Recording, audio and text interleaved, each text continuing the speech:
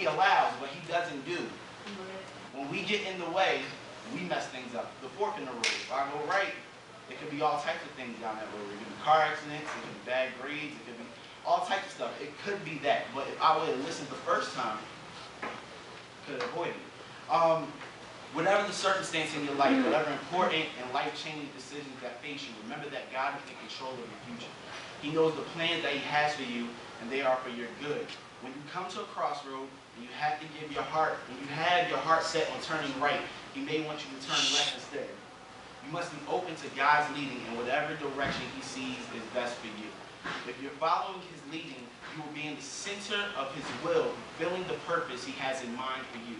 When you find yourself in the midst of hard times, bad days, all types of stuff, when you find yourself in the midst of those times, don't think his plans for you have changed. This week, I said, you know, God, I was supposed to be in the studio this week. I was supposed to get some schoolwork done today. I was supposed to do this.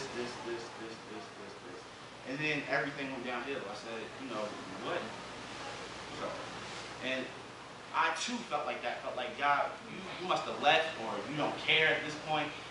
I even felt like the plans that you had for me must have changed somewhere, and it wasn't his plan at all. Like I said, when we get in the way of God, we might as well just crash into it. Have you ever gotten in the way of God? I have. This week, I got in the way of God. If I would allow God to really just pour into me and spent more time with him instead of putting my plans in the way, instead of thinking the studio is more important than seeking his face this week, I probably would have been in a better position. But since I wasn't, ran into everything and anything to get in my way. God uses all things for the ultimate good for those who love him. You might not understand his purpose in all things, but he promises to be working in your good. Romans 8:28. You can be confident that God will keep that promise. Do you ever feel tempted to give up? Perhaps right now you feel overlooked, forgotten, mistreated, and you want to quit. Satan's goal is to get you to do just that. Throw in the towel and call it quits. Discouragement is his favorite weapon. But remember this, while disappointments are inevitable, discouragement is a choice. I'm discouraged because I choose to be. If I know that God knows the plans he has for me, why not be encouraged? Why not live this life with an attitude that I'm going to serve God no matter what? Because he got me. He knows the plans he has for me.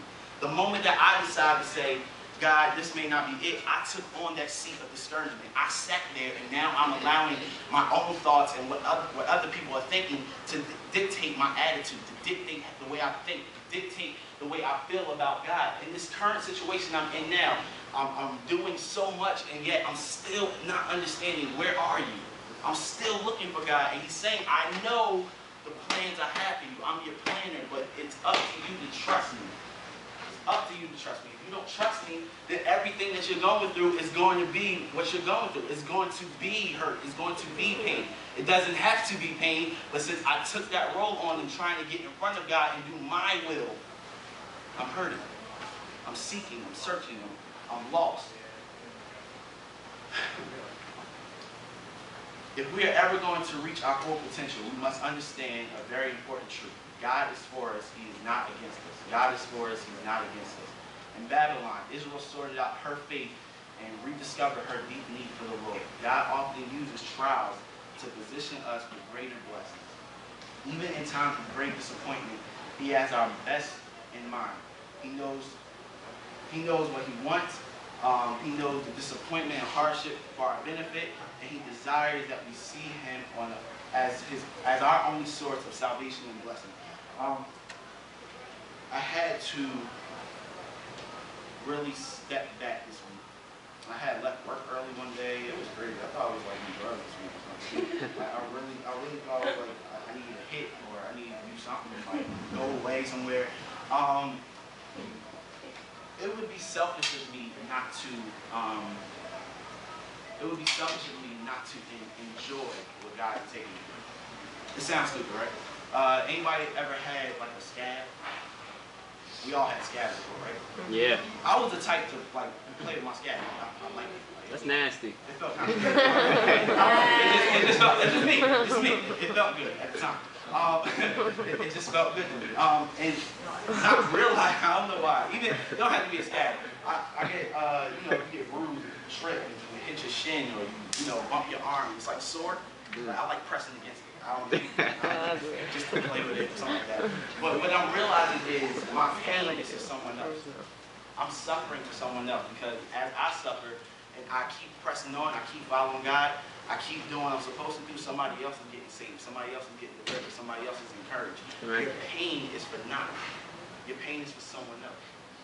What you're going through is for someone else. When they were in this time of 70 years of being Catholic, what they were going through was encouraging their neighbors. When you feel tempted to yield to discouragement, go to God in prayer. Tell him all the things you are feeling, the unkind ways you have been treated that don't seem fair to you.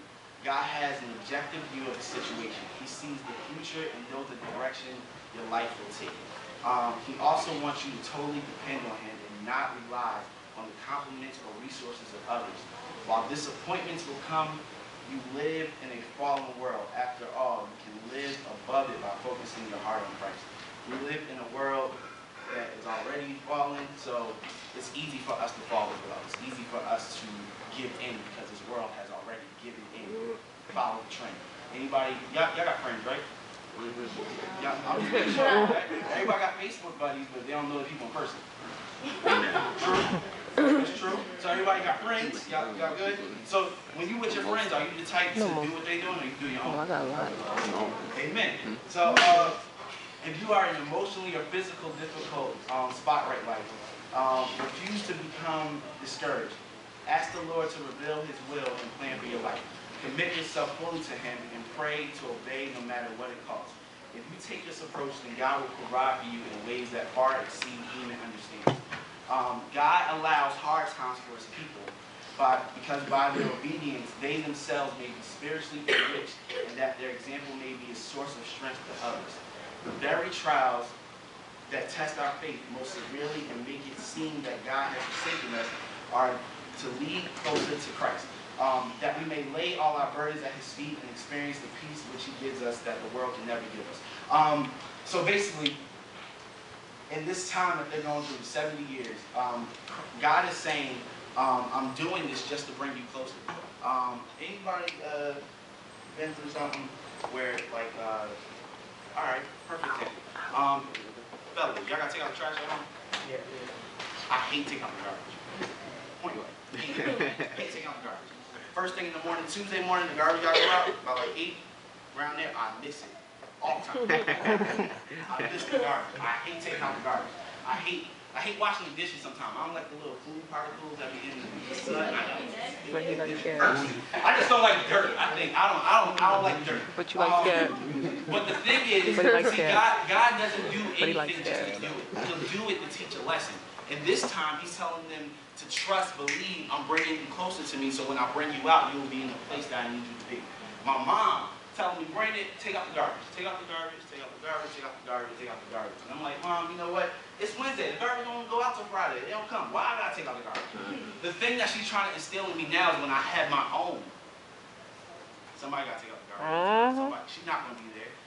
So God doesn't do anything just to do it for the moment or do it for his gratification or just to, do it. He's always in the midst of teaching us a lesson, showing us that he has us in control. I need you to learn this, so 2 years from now you'll know this. In school, when the teacher, I couldn't stand my math teacher, Mr. Warner, I couldn't. Mr. Warner used to always pick me out. Like, I knew I didn't know the answer. I knew I didn't know the answer, but I think he would pick me out on purpose just to say, Brandon don't know, he's gonna make a mistake, all that, right? But the thing is, had I paid attention in class, had I got the good grade that I need to, I wouldn't be struggling like I am in college now. So what I'm saying is, right now is the perfect time to pay attention. Right now is the perfect time to take notes. Right now is the perfect time to allow God to manifest and mold and form in you what he needs you to form, because right now is the learning process. Life comes this. It's like this. Before you know it, y'all gonna be paying bills. Anybody pay bills in here? Y'all pay bills? Y'all want some of mine? Who got cell phone? Y'all pay your cell phone bill? No. Y'all gotta put food on the table? Nothing? Y'all gotta pay nothing. So y'all got it, right? They got it. I know the plans I have if you give me your heart. We live in a society today that wants us to perform, but we are called to be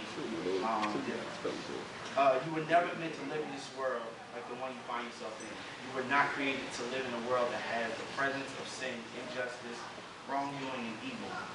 That was never God's intention for you. And so we feel this pressure to conform to the world around us. God knew what he was doing when he made you. You are a unique individual. God created you the way you are. It's time that we dare to accept ourselves as different and stop being insecure. Look, picture me growing up in New Jersey, right? But every kid wanted 23 on their jersey. Y'all know Michael Jordan? Yeah. Okay. The cool kids had it all but kept the distance. And in the corner was this young boy they called Christian. But his name was Brandon. But he was so different to the point that they just called him by his religion. So even at a young age, the way I was living stood out from the rest. I just dared to be different. Never put up a front, so I was accepted. I didn't do what they did, but I was respected. Wasn't ashamed of my choices because it was me, separated so I could be who God called me to be. I'm not saying I was perfect, but my purpose was there. Looking back over the years, I can say that my life was spared. There was times when I shed some tears, but to God be the glory, man, I'm still here. I just dare to be different. The way that you dare to be different, the way that you live a life, dare to live a life planned by God. The first thing you have to do is be courageous. Anybody courageous? Yeah. Courageous? Oh, yeah. One.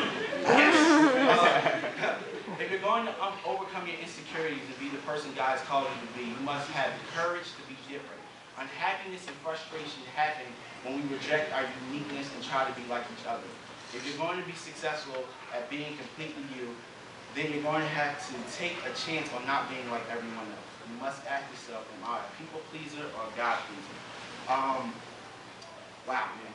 Just thinking about that verse, I remember I was 7th grade, and I wasn't cool. Me neither, I was 13 in 7th grade. Don't try Still to hard. Alright, I was 13 in 7th grade. I was about 5'2", wearing a size 13. My jeans were tight. Fat clown. Just I didn't look good. Bring a picture. And just thinking about even at that age, I wasn't like the cool kid, but I was accepted amongst the cool kids. They knew me as like, that's the church kid. Don't curse around him, he might tell God. That's how I was treated. And the thing that I loved about it, I didn't like it then. At that point, I was like, yo, how do everybody know I go to church? Like, I don't even sing in the hallway. How do they know? That amazed me. How do they know I go to church? How do they know I'm set apart? How do they know I'm different if I never uttered a word? How? I don't know. It could be that I didn't do what everybody did. I didn't go to parties. I didn't drink. I wasn't smoking like that. That was corny to me. Like, I thought that was like crazy. I thought my mom was gonna beat me if she ever found out. I didn't want to get beaten in school. Y'all ever got beaten in school? You got beaten in school? Yeah. Oh yeah. Sorry to hear that. My father used to come by and watch. My mother too. Ready for you to do something. They from the same school. I don't have to be anybody else. Everybody said they got friends. They do their own thing, right? So y'all not afraid to be anything. In the winter time, I had some white friends in the winter time. Make sure I'm okay. I had some white friends. They used to wear shorts in the winter. I just never understood. Why would you wear fatigue shorts in the snow outside? They don't have an answer. They just do it. That's what they do. And I said, man, like, why would you do that? And they said, I'm just doing me. Now, I don't know if I dressed warm because it was the winter, or I dressed warm because I didn't want to be like them, but I did it. I was different. I didn't have to be like them. The next step, first be courageous. The next step to know is who decides your worth. Becoming a people pleaser is one of the easiest things we can do, but it ultimately makes us very unhappy. When we begin pleasing others, we begin to hear comments that make us feel good about ourselves. That's okay, as long as we don't derive our sense of worth from it. People are too fickle for us to place our sense of worth in their opinions. We're worth something because God said we're worth something, not because of what people think or say about us. People pleasers allow others to control their lives in order to gain acceptance and approval. But God doesn't want us to be easily manipulated or controlled by others. We shouldn't let others' opinions control our actions. All that to say, I know, everybody know God is your worth, He defines your worth. Y'all know that, right? I said all that to say this, as long as you know God defines your worth, you don't have to be like nobody.